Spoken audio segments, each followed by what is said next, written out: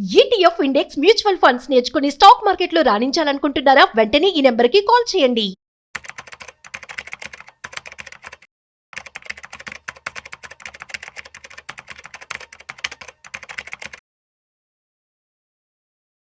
Stock market గత 6 వారాలుగా లాస్‌లో ఉండి లాస్ట్ వీక్ మాత్రం పాజిటివ్‌గా క్లోజ్ అయింది. అదేవిధంగా నిన్న కూడా పాజిటివ్‌గా స్టార్ట్ అయ్యి సో ఇవాళ ఎలా ఉంది? దీనికి సంబంధించి ఏ సెక్టర్స్ అనేవి పాజిటివ్‌గా ఉన్నాయి ఆర్ నెగెటివ్‌గా ఉన్నాయి. So whatever it is the update ఇవాళ మనతో చెప్పడానికి ఫైనాన్షియల్ ఎక్స్పర్ట్ అనిల్ కుమార్ బచ్చు గారు ఉన్నారు. సో వారి మాటలోనే మరింత సమాచారం అడిగి తెలుసుకుందాం. Hi, hello, namaste, welcome to Suman TV. నేను మీ Rajeev Pasupuleti. So let's start. Hi sir, namaste. Namaste Rajeev. Ya sir, stock market after long time మళ్ళీ పాజిటివ్గా క్లోజ్ అవడం జరిగింది. అట్ ద సేమ్ టైం నిన్న కూడా పాజిటివ్గా స్టార్ట్ అయింది.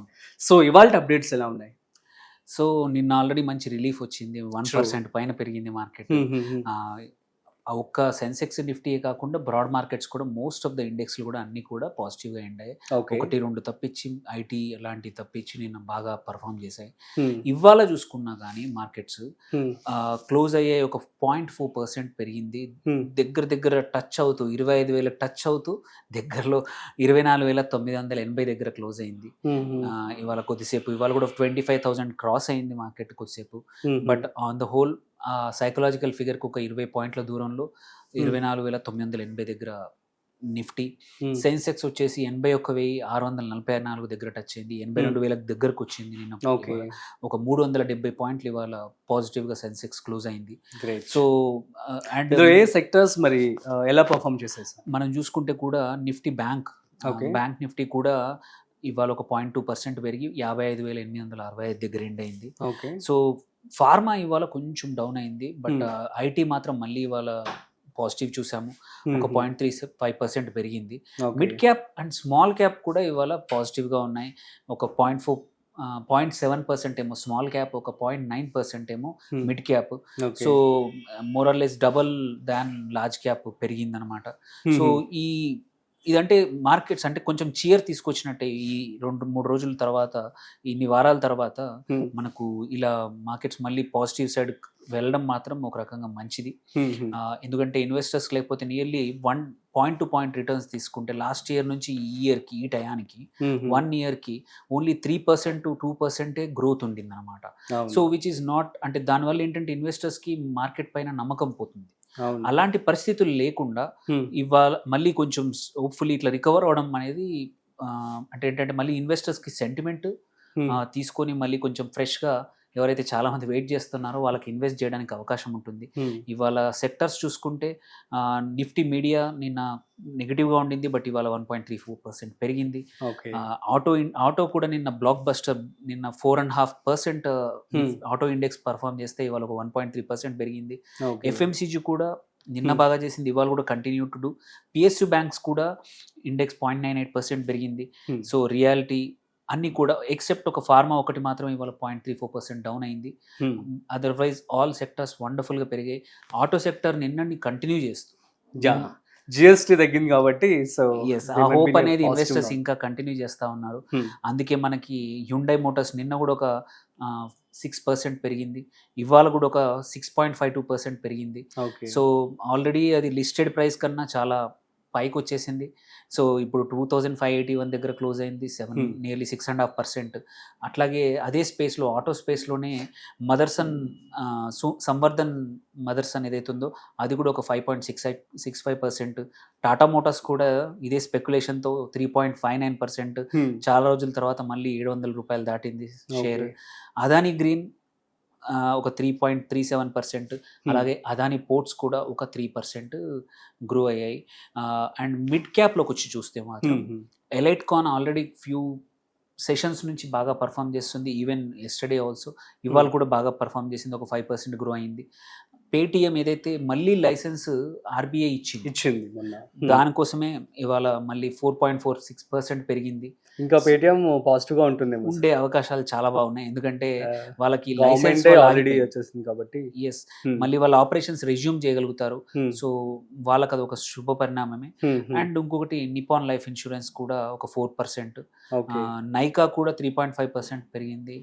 అండ్ ఆస్ట్రల్ కూడా ఇవి పెరిగిన top mid cap stocks. Okay. Small క్యాప్స్లో మాత్రం మనం ఒక వేరా సింథటిక్ ఏదైతే చూస్తున్నామో every day upper circuits hit అవుతా ఉంది ఒక 10-15 సెషన్స్ నుంచి.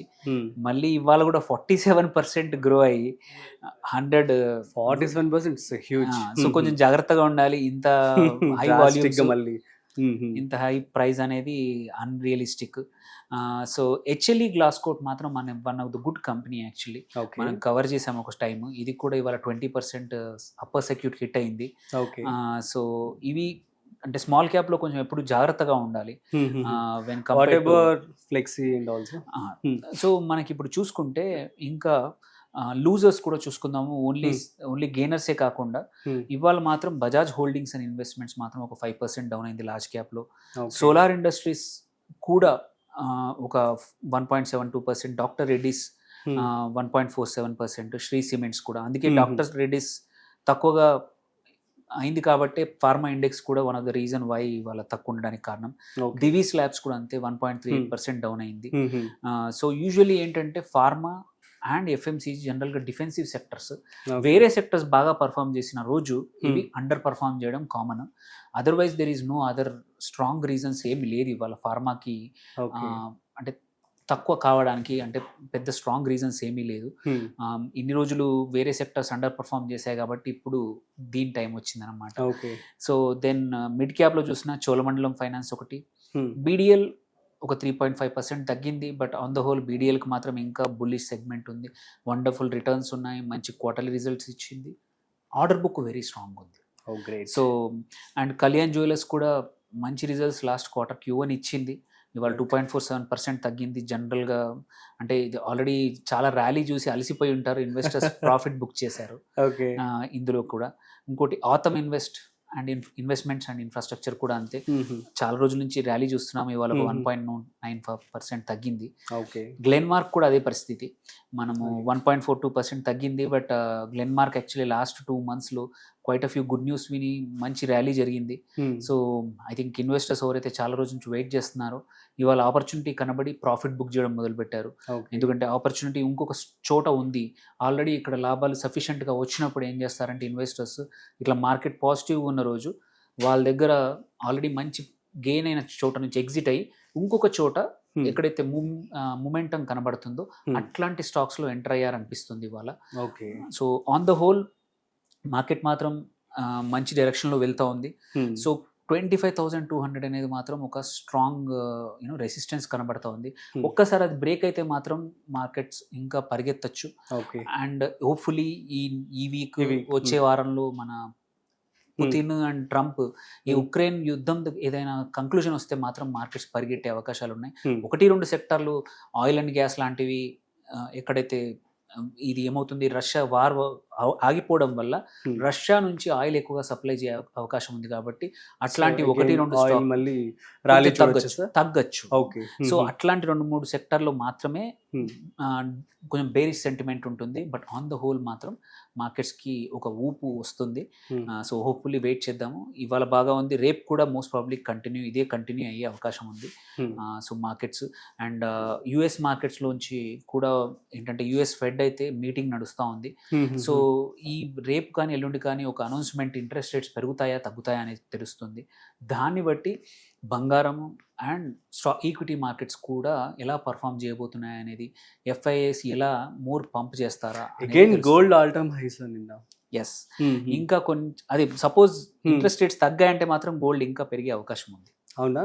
యుఎస్లో ఇంట్రెస్ట్ రేట్స్ పెరిగితే గోల్డ్ డిమాండ్ పెరగచ్చు, అప్పుడు గోల్డ్ ఇంకా పెరిగే అవకాశం ఉంది. సో ఇన్వెస్టర్స్ ఏంటంటే ఎవరైనా గోల్డ్ షార్ట్ టర్మ్లో ఇన్వెస్ట్ చేద్దాం అనుకున్నా కానీ it is a good time. So ఇవాళ కొంచెం తగ్గింది, 0.67% తగ్గింది మనకి ఇవాళ. బట్ ఇంట్రెస్ట్ రేట్స్ తగ్గితే మాత్రం మళ్ళీ ఒక ఊపందుకునే అవకాశాలు ఉన్నాయి. Super sir, thank you so much for the market updates. So guys, ఇది ఇవాళ market update. So after 6 weeks తర్వాత లాస్ట్ వీక్ పాజిటివ్గా క్లోజ్ అయింది. అట్ ద సేమ్ టైం నిన్న పాజిటివ్గా స్టార్ట్ అయినటువంటి మార్కెట్ ఇవాళ కూడా పాజిటివ్గానే క్లోజ్ అయింది. సో దీనికి సంబంధించి ఇదే కంటిన్యూ అయ్యే ఛాన్స్ అయితే ఉంటుందని చెప్పి అనిల్ కుమార్ గారు చెప్పడం జరుగుతుంది. సో మీకు కనుక ఏమైనా డౌట్స్ ఉన్నట్లయితే ప్లీజ్ కామెంట్ చేయండి, మేము మీకు రిప్లై ఇస్తాం. That's it. సో మరొక ఇంట్రెస్టింగ్ కాంటెంట్తో మళ్ళీ కలుద్దాం. అంతవరకు చూస్తూనే ఉండండి Suman TV. This is Rajeev signing off. Video నచ్చినట్లయితే like, share and subscribe. Thanks for watching.